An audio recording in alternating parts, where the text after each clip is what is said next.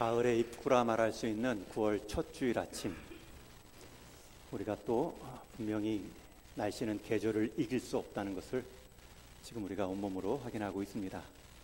우리 하나님께서 가을도 허락해 주셨는데 계절의 새로운 만큼 여러분의 일상, 가정과 일터에서도, 배움의 장소에서도 시간의 새로운 만큼 은혜와 순종으로 인한 열매의 풍성함이 충만하기를 주님의 이름으로 축복합니다. 오늘 말씀의 제목은 인생의 흉년이 찾아올 때 룻기에 배경되는 말씀입니다. 제가 신학대학원 졸업할 때 항상 졸업 조건 중에 하나가 논문 한 편을 쓰고 제본해서 제출해야 됩니다.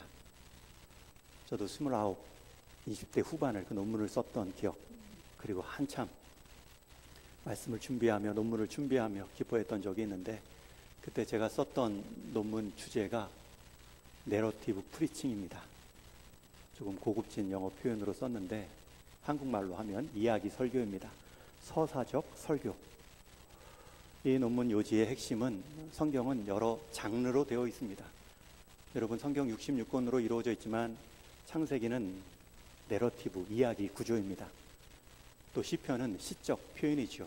예언서는 묵시적, 또 요한계시록도 그 당시에 예언적, 묵시적 표현을 갖고 있습니다. 그리고 서신서에 해당하는 수많은 신약의 편지들도 있고, 또 사도행전이나 복음서도 다 이야기 구조입니다. 그래서 장르에 맞게 이야기는 이야기식으로 설교해야 된다. 시는 시답게 설교해야 된다. 서신서는 서신서답게 해야지 성경적 바른 설교다. 그런 내용이었습니다. 예를 들어서 구약의 수많은 창세기, 출애굽기, 민수기 다 이야기 구조입니다.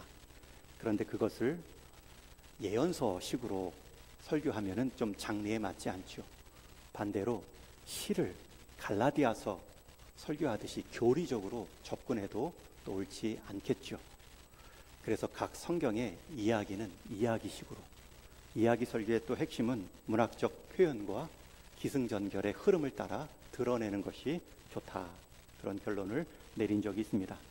제가 얼마나 기쁘게 또 많이 배우면서 준비했는지 모르는데 성경 안에는 참 이야기가 많습니다. 많은 이야기 속에 가장 중요한, 가장 큰 사랑 이야기는 우리 주님의, 예수님의 사랑 이야기입니다. 하나님이 세상을 이처럼 사랑하사 독생자를 주셨으니 이는 저를 믿는 자마다 멸망치 않게 하려 하심이라. 예수님의 십자가 사랑 이야기가 가장 큰 사랑 이야기입니다. 모든 성경의 사랑 이야기는 이것을 드러내 보이는 그림자에 불과하고, 그 후에 교회사 가운데 나타난 모든 사랑 이야기도 이 그리스도의 사랑이 있었기에 가능한 사랑의 원천되는 이야기입니다. 그런 성경의 많은 사랑 이야기들 중에는 예수님께서 비유로, 가상으로 또 하신 이야기도 있고, 실제로 실화를 바탕으로 기록된 이야기도 있습니다. 그 중에 비유적, 가상적 가장 아름다운 설교 이야기는 누가복음 15장의 탕자 이야기일 것입니다. 아버지의 존재를 부정하고 미리 유산 달라 모두 탕진해버린 아들. 미리 유산 달라 했으면 사업이나 잘하지, 아니 망했으면 다시 그 추한 모습 보이지나 말지.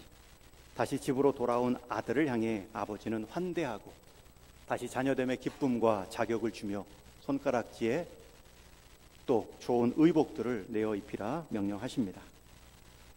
게다가 주변 이웃들과는 소를 잡아 잔치를 베풀며 공개적으로 선언합니다.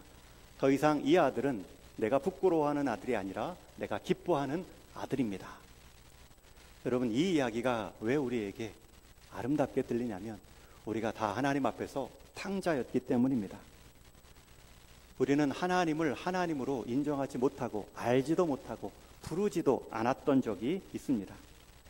아니, 예수님 때문에 이제 하나님을 아버지로 만나고 하나님을 부른다 할지라도 때로는 하나님을 투명인간 취급할 때도 있습니다. 하나님을 즐거워하기보다는 하나님이 주시는 선물에 더 마음이 갈 때도 많았습니다. 하나님 앞에서 예배하는 것이 아니라 하나님 앞에 예배해야 얻을 것이 있기 때문에 예배하는 우리의 모습들도 있습니다. 그것이 다 탕자 같은 모습이죠. 그럼에도 하나님은 우리가 돌이키기만 하면 언제 그런 적이 있었느냐 하는 듯이 멀리서 먼저 알아보고 달려왔던 탕자의 아버지처럼 우리를 안아주시고 다시금 자녀의 자리 회복시키시며 자녀의 기쁨을 부어 주십니다. 여러분, 우리가 예수님의 비유의 말씀을 들을 때마다 새로운 존재감을 얻죠. 새로운 웅장한 마음을 갖게 됩니다. 이게 이야기의 힘입니다.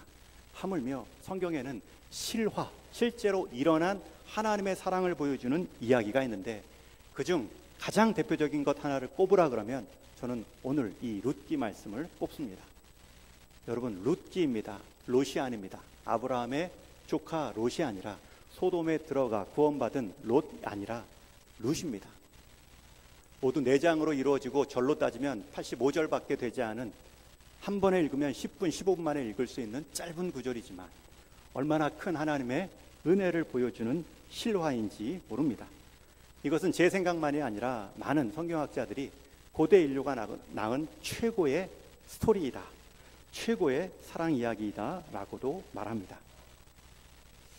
우리가 방금 읽은 이 1장 앞부분에 해당하는 말씀은 룻, 주인공 룻이 어떠한 배경 가운데 등장하는가, 배경에 관한 말씀입니다.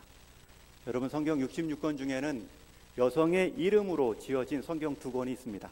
오늘 본문에 룻기하고 또 어떤 성경이 있죠? 에스더. 여러분, 룻기와 에스더는 차이점이 있습니다. 룻은 이방 여인이 이스라엘로 들어오는 이야기입니다. 그런데 에스더는 이스라엘 여인이 이방 나라 가운데 믿음으로 쓰임받는 이야기입니다. 가부장적인 사회에서 하나님 말씀이 쓰여질 때 여인의 이름을 성경으로 짓는다는 것은 쉽지 않지만 그 정도로 이 두 여인의 이름, 두 여인이 보여주는 은혜와 믿음은 탁월했다는 것이죠. 그 중에서도 이 룻은 이방 여인입니다. 이방 여인으로 이스라엘에 편입되고 이스라엘에 편입되었을 뿐만 아니라 예수님의 계보 가운데 모친으로, 조상으로 그 이름이 기록되고 있죠. 그 배경을 우리가 좀 알면 우리 역시 어떻게 룻의 삶을 살 수 있는가 우리가 기억할 수 있습니다. 오늘 1절 말씀에 보면 시간적 배경이 나옵니다. 오늘 말씀의 1절에 사사들이 치리하던 때에, 여러분, 이것은 조개로 치면 앞 껍데기에 해당합니다. 앞껍데기의 배경이 되는 그 상황은 사사들이 치리하던 때에, 여러분, 사사들이 치리하던 때가 언제입니까? 그 사사 시기의 마지막 모습은 무엇입니까? 각자 자기 소견대로 옳게 행동했다. 하나님 말씀은 보이지 않고 하나님 말씀을 자기 소견으로 대신했던 시대가 사사 시대입니다. 그래서 하나님 말씀 없이 자기 소견대로 살았을 때 하나님이 그냥 내버려 두실 때 그 인생이 진흙통에 빠지죠. 하나님 의식하지 않는 삶이 마음껏 사는 것 자유로운 것 같았지만 끝을, 막장을 경험합니다. 그때 하나님께 돌이키고 살려달라 울부짖을 때 하나님이 살려주신 방법이 사사들을 세워서 다시 진흙에서 끈져내줘 주시는 이야기입니다. 그것이 계속 반복되는 시대가 사사시대이지요. 하나님께서는 우리의 자유를 존중하시지만 여러분, 자유라는 게 무엇으로부터의 자유도 있지만 무엇을 향한 자유도 있습니다. 우리는 자유라고 하면 하나님으로부터 뭔가를 올가매물 당하는 부자연스러운 자유를 떠올리죠. 자유라 하면 죄에서, 죽음에서, 사망에서 하나님께서 우리를 자유케 하셨는데 왜 그런 자유를 주셨습니까? 하나님께로 향하도록. 그런데 첫 번째 자유만 우리는 말하죠. 그것이 우리 인생을 편하게 한다라고 생각하지만 정말 편하려면 우리가 자유 주어졌을 때 하나님께로 향하는 자유를 잊으시면 안 됩니다. 사사들이 그런 자유를 방종으로 착각했습니다. 그럴 때 하나님은 이방 나라의 침략을 허용하시고 때로는 흉년도 주시며 그들이 하나님을 의식하지 못하고 살았을 때의 모습을 깨닫게 하십니다. 그런 배경 가운데 또 한 번 흉년이 찾아옵니다. 유대 땅뿐만 아니라 오늘 본문 1절에서는 베들레헴이라고 더 구체적인 지명을 말하지요. 여러분, 베들레헴은 우리식으로 말하면 떡집입니다. 그 베들레헴 지역은 유대 땅 중에서도 비옥한 땅, 수량이 물이 많은 땅입니다. 지금 강릉 지역이 물이 말라서 비가 내리지 않아 큰 가뭄으로 어려움을 경험하고 있습니다. 저수지 가운데 10%도 지금 남지 않았다 말하죠. 이제 저녁부터는 단수를 취한다고도 합니다. 여러분, 이 베들레헴은 수량이 풍부한 땅입니다. 게다가 땅도 비옥해서 심으면 뭐든지 나는 땅, 쉽게 떡을 만들 수 있는 땅. 그래서 이름이 떡집 베들레헴입니다. 그런데 그것마저도 메마르고 그것마저도 흉년이 드는 하나님의 심판이 임했습니다. 베들레헴은 풍요의 하나님의 임재의 보호하심의 상징이었는데 그 지역마저 흉년이 들어 먹을 것이 없었다. 여러분, 그 사사시대의 마지막에 사람들의 모습을 예상할 수 있습니다. 내가 하나님 없이도 내 뜻대로 이루면 잘 살 것 같지만 여러분, 하나님 없이 이루어진 그 성공 때문에 우리는 실패가 시작되는 것입니다. 베들레헴이라 불렸던 풍요의 상징이 이제 흉년의 땅으로 바뀌었습니다. 그럴 때에 한 집안 소개가 되지요. 한 집안 가정이 나옵니다. 2절 말씀해 보면 그 가족 4명을 하나하나 이름을 들어 소개합니다. 남편은 엘리멜렉, 아내는 나오미, 2 아들은 말론과 기련입니다. 여러분, 이 룻기서 말씀의 앞껍데기는 사사시대라고 했죠. 여러분, 뒷껍데기, 룻기 후의 말씀은 무엇입니까? 까먹었습니다. 뭐죠? 룻기 다음 말씀? 사무엘 상하지요. 여러분, 사무엘 상하의 배경은 또 무엇입니까? 왕을 세우는 과정입니다.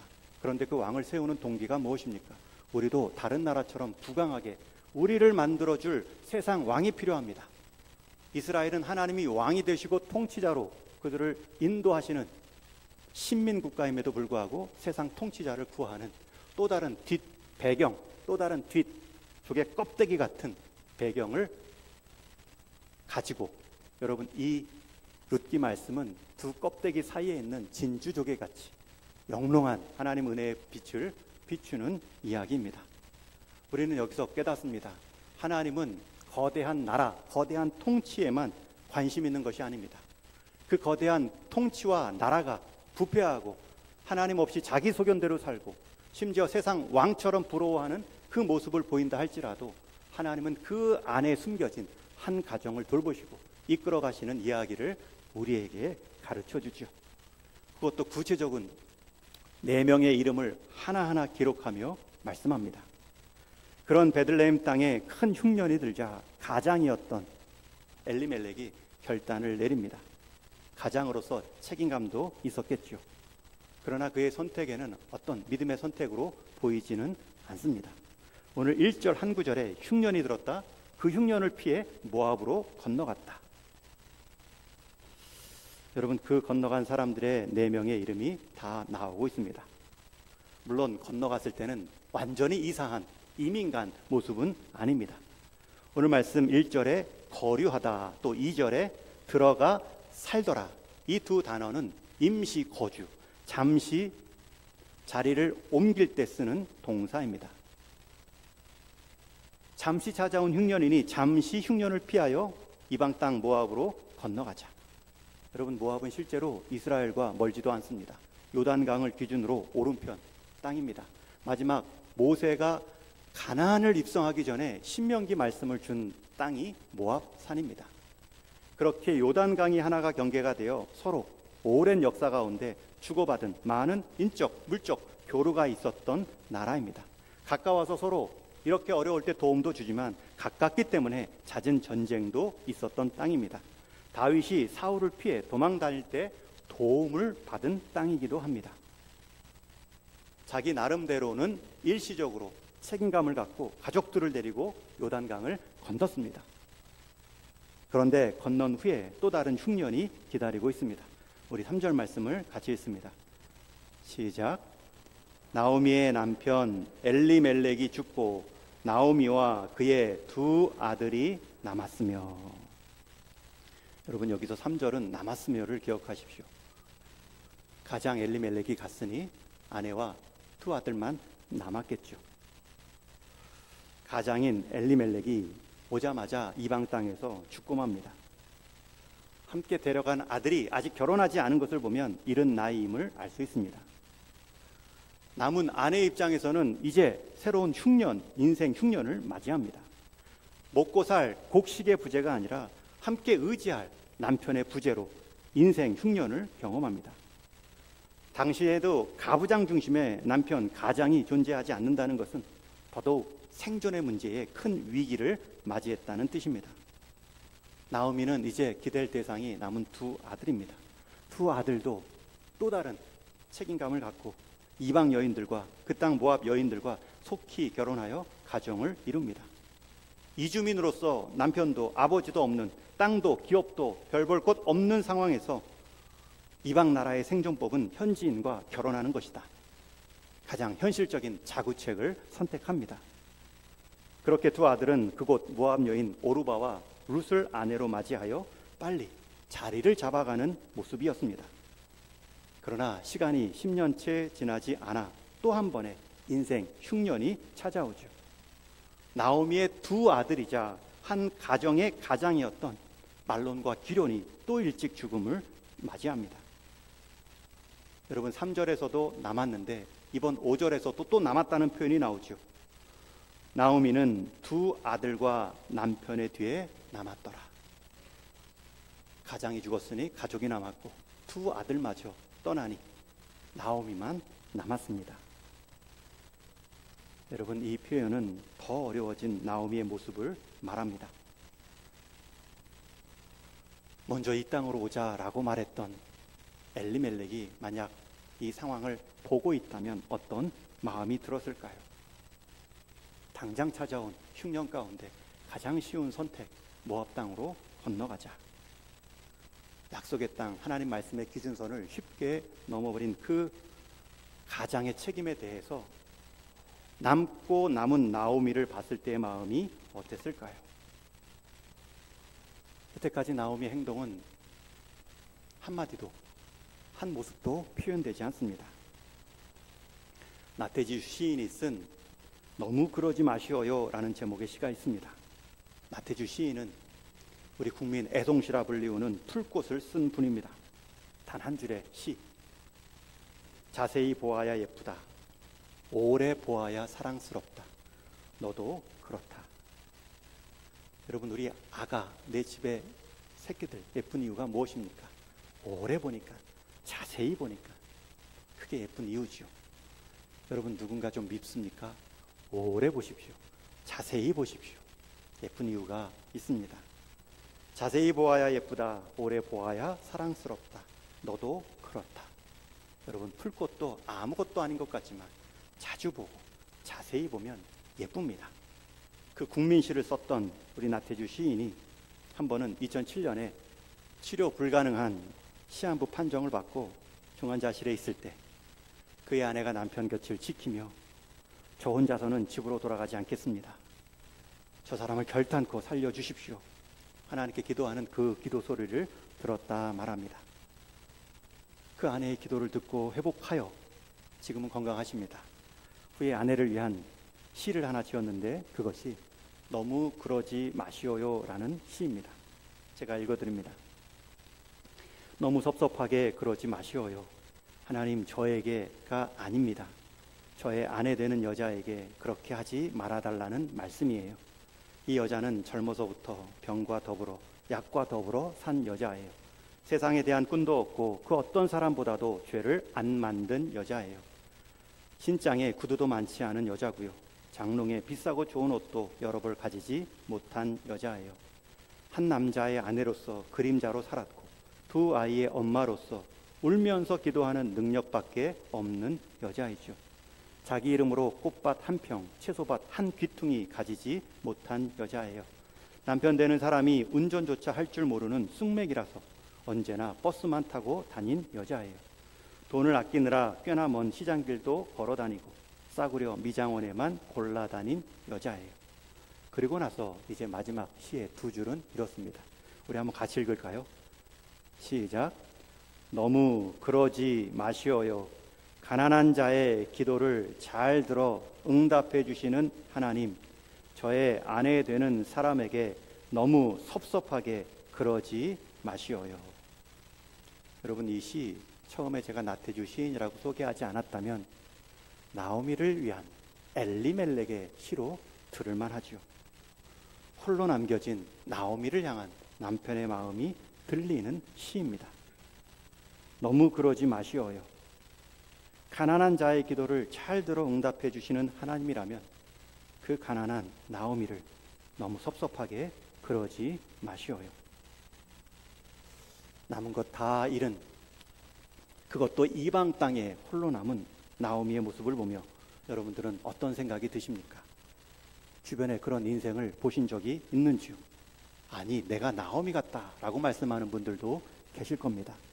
기댔던 의지의 대상들이 다 사라지고 아무도 기댈 대상이 없는 것처럼 홀로 남은 그 마음, 그 인생. 여러분, 그러한 나오미 같은 인생을 보시면 어떤 생각이 드십니까? 우리는 쉽게 왜 남편이 죽었을까? 왜 아들은 또 둘 다 그렇게 일찍 죽었을까? 왜 이렇게 하나님은 한 번에 고통을 연차례 연속으로 허락하실까? 그러면서 쉽게 또 결론 내릴 수도 있죠. 엘리멜렉이 당시 사사들처럼, 사사시대의 많은 사람들처럼 자기 소견에 따라 약속의 땅을 쉽게 떠나 흉년을 피해 더 큰 흉년 만났구나. 두 아들도 먹고 살기 위해서 이방 여인들과 쉽게 함부로 결혼했구나. 여러 가지 섣부른 판단을 내리고 싶어 합니다. 물론 나오미 스스로는 13절 말씀에 보면 자신의 상황을 설명할 때 말합니다. 여호와의 손이 나를 치셨으므로. 여러분, 처음 표현되는 이 나오미의 행동, 이 나오미의 말, 그는 이미 가정에서 신앙의 키를 갖고 있었던 사람입니다. 가정 안에서 누구 하나 신앙의 키를 쥐고 있으면 그 가정은 일어납니다. 나오미가 그 키를 쥐고 있어요. 하나님이 나를 치셨다. 그렇게 느꼈다는 거지 그것인지는 모릅니다. 아니면 나오미만 알고 있는 신앙 고백일 수도 있죠. 그러나 중요한 표현은 그는 하나님을 말하고 있습니다. 여러분, 이 하나님을 말했기 때문에 6절에 가면 하나님이 고향 땅 베들레헴에 떡을 내리셨다. 백성을 돌보시고 양식을 주셨다. 하나님의 행하심에 이 나오미는 귀가 열려 있습니다. 우리가 당사자 입장에서는 우리 인생 흉년을 만날 때 하나님 앞에서 나를 세워놔야 됩니다. 그러나 인생의 흉년을 맞은 주변의 사람들은 말조심해야 됩니다. 욥의 친구가 되어 함부로 그 원인을, 그 상황을 설명하는 오만함을 조심해야 됩니다. 오늘 연거푸 일어난 이 비극적인 일을 소개하는 데 있어서 성경도 그 원인이 이것이다 분명히 말하고 있지 않는데 함부로 하나님 말씀인 것처럼 쉽게 판단하고 정죄하고 조언을 빙자하여 비평하는 모습들로 나아갈 수 있습니다. 여러분, 오늘 룻기서의 말씀, 룻기서의 중심 주제는 이 세 남자가 아닙니다. 룻입니다. 그런데 룻이 어떻게 설 수 있는가? 그 시없는 나오미의 신앙을 지금 배경으로 소개하고 있습니다. 그런데 나오미는 어떤 여인이었습니까? 흉년의 때에도 하나님을 향한 키, 하나님을 향한 안테나가 있었습니다. 남편을 존중해서 그랬는지 모르지만 그는 말하지는 않았지만 남편이 따라가는 대로 갔지만 그는 알고 있습니다. 하나님이 나를 치셨다.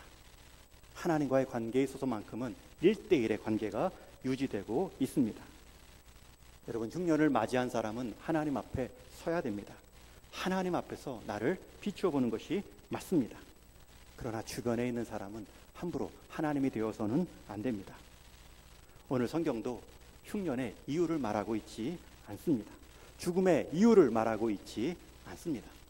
그러나 당사자는 그 모든 것을 하나님 앞에 서서 비추어 보고 있습니다. 그럴 때 주변에서 해야 될 사람들의 모습은 그것이 왜 일어났는가 이유를 밝히는 것이 아니라 그런 일이 있을지라도 하나님에 대한 소문을 멈추지 않는 것입니다. 고난 속에 있는 나오미는 하나님에 대한 감각, 하나님과의 관계 안에서 신앙 고백하고 있습니다. 실제로 우리 인생 하나님을 믿고 하나님의 약속의 땅이라 할지라도 흉년의 때가 찾아올 수 있습니다. 여러분, 그것이 꼭 내 죄인 것만은 아닙니다. 남의 죄로 애매하게 고통받는 공동체도 있고 사람도 있기 때문입니다. 아니, 내 죄 때문에 남도 힘들게 했던 적이 있습니다. 그것처럼 흉년, 고난, 어려움은 꼭 죄와 연결시킬 수는 없습니다. 그러나 나오미처럼 인생 흉년을 맞이할 때 나를 하나님 앞에 비추어 보는 것은 지혜로운 믿음의 행동입니다. 상대는 고난 가운데 고민을 털어놓고 길게 자기 하소연을 하고 있는데 듣는 사람 입장에서는 그것에 대한 답을 주고자 원인을 찾을 때가 많이 있는데 그때는 들어만 주십시오. 말하는 시간, 고민을 털어놓는 시간이 길다는 것은 답을 요구하는 게 아닙니다. 들어달라는 것입니다. 들으면서 내 마음 한번 너도 느껴보라. 내 아픔 너도 한번 느껴보라. 고민을 듣는 데 있어서 자꾸 답을 생각하다 보면 판단하게 되어 있죠. 가끔 기도할 때 그런 생각이 들 때가 있습니다. 우리 구역장님들 기도 제목, 어느 성도님들 제목 주실 때, 또 교회 아람을 펴고 한 분 한 분 생각나며 기도할 때, 그 기도 제목 대상 보면서 기도 제목 안 준 분들도 이렇게 생각하면 아픔이 없는, 문제가 없는 가정이 없습니다. 그런데 가끔은 그런 생각이 들 때가 있어요. 그러니 그렇지. 여러분, 이것은 큰일 날 마음입니다. 기도해야 될 마음이 아닙니다. 판단하는 마음입니다. 목회자가 기도하는데 성도를 보고 그러니 그렇지. 큰일 날 마음이죠. 그러할지라도 그가 그런 하나님 앞에서 설 수 있도록 기도하는 것, 디딤돌이 되어주는 기도의 자리, 힘도 없어서 어떻게 기도할지도 모를 정도로 힘들어서 그렇게 낙심해 있을 때 그 자리 대신 기도하는 것이 리더의 일입니다. 재직의 일입니다. 그런데 사탄은 자꾸 마음을 부추깁니다. 판단하게 만듭니다. 그러니 그렇지. 여러분, 우리가 판단의 자리로 부름받지 않았습니다. 고통의 이유를 아시는 분은 하나님 뿐이십니다. 우리는 다 각자의 입장, 서 있는 자리가 다릅니다. 내가 보는 자리에서만 판단할 뿐입니다. 그래서 그것은 일리입니다. 진리가 아닙니다. 한 면입니다. 모든 면을 보시는 하나님의 판단이 아닙니다. 그것 갖고 하나님 역할을 하려다가 큰일 날 수 있습니다. 남은 자, 떠난 자. 오늘 본문은 떠난 자의 주목을 갖지 않습니다. 끝까지 남겨진 자, 그 한 사람을 하나님은 어떻게 세우시는가? 왜 떠나게 되었는가? 그것도 질문하지 않죠. 그로 인해 남은 사람들은 어떻게 하나님이 돌보시는가? 오늘 함께 읽고 있는 이 본문 중심에 있어서 죽임 당한 남편과 두 아들은 한 번에 죽음 가운데 당하는 고통이 있지만 남은 고통, 남은 여인의 고통이 더 큰 고통입니다. 우리의 관점은 왜 하나님께서 그렇게 행동하셨는가? 왜 그 가정 가운데 고난을 연거푸 주셨는가? 왜? 라는 것이 아니라 하나님은 이제 그런 인생까지도 어떻게 일으키시는가? 그 기대에 대한 마음으로 말씀을 읽어 나가야 됩니다. 그런 나오미 같은 인생을 바라보셔야 됩니다. 왜 내게 이런 상황을? 라고 말씀하지 말고요. 이런 상황에서도 하나님은 어떻게 나를 위로하실 수 있는가? 여러분 주변에 분명히 홀로 남겨진 나오미 분들이 계십니다. 여러분이 나오미일 수도 있습니다. 여러분, 나오미는 하나님이 나를 치신 것 같다라고 말하고만 있는 것이 아니라 그 하나님을 향한 안테나가 열려 있죠. 나오미는 다시 행동합니다. 나오미의 행동이 오늘 말씀 6절에 나오는데 함께 같이 읽겠습니다. 시작. 그 여인이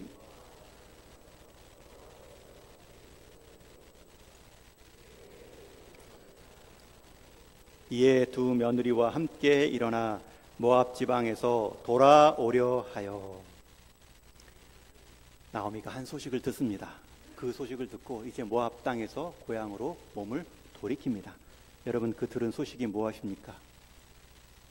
여호와께서 자기 백성을 돌보시사 그들에게 양식을 주셨다. 유다 땅에 이제 다시 한번 하나님의 회복의 역사가 일어났다. 하나님이 지금 움직이셨다. 여러분, 그 소식을 받습니다. 그 소식에 안테나가 기울여져 있습니다. 그리고 그 안테나 따라 다시 행동으로 몸을 돌립니다. 여러분, 지금 나오미가 듣고 있는 소식의 핵심은 양식이 아닙니다. 양식을 주신 하나님이십니다. 다시금 양식보다 하나님을 크게 본 겁니다. 하나님보다 양식이 크게 보이면 양식 있는 대로 옮깁니다.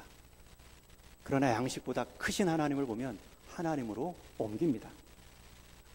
지금 나오미는 새롭게 하나님을 경험합니다. 이제는 먹고 살 양식이 있는 고향으로 돌아가자가 아닙니다.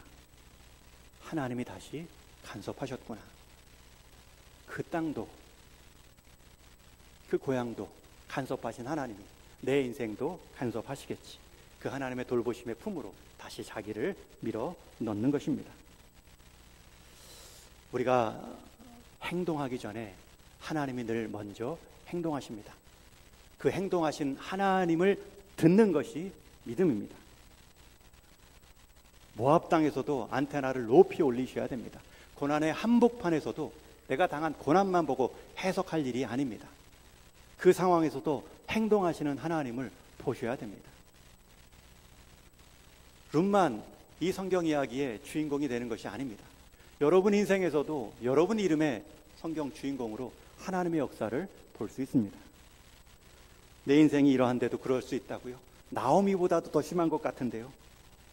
여러분, 그때에도 하나님은 행동하십니다. 사사시대의 어두움 가운데서도 사사를 통해 하나님은 회복시키신 것처럼 하나님은 하나님의 때에 반드시 그 인생 그냥 두지 않으시고 행동하십니다. 그러나 그 안테나가 높이 서 있어야 그 하나님의 행하심이 보이죠. 그 행하심 가운데 내 삶을 마칠 믿음이 있죠. 하나님께는 안테나 다 꺾고 이 땅에 먹고 마실 삶의 방법만 향하여서 땅이 안테나가 땅을 향하만 있다면 하나님의 일하심이 들리지 않았겠죠. 들려도 콧소리 쳤겠죠. 남의 이야기, 남의 간증. 혹시 지금 여러분의 상태는 어떤 모습인지요? 열심히 노력했으나 체험받지 못한 것들로 인해 힘들어하고 있는지요? 내가 결정한 것도 아닌데 다른 사람의 결정 때문에 이 자리까지 왔다. 나름대로 이 방법 저 방법 해결했지만 더 어려워졌다.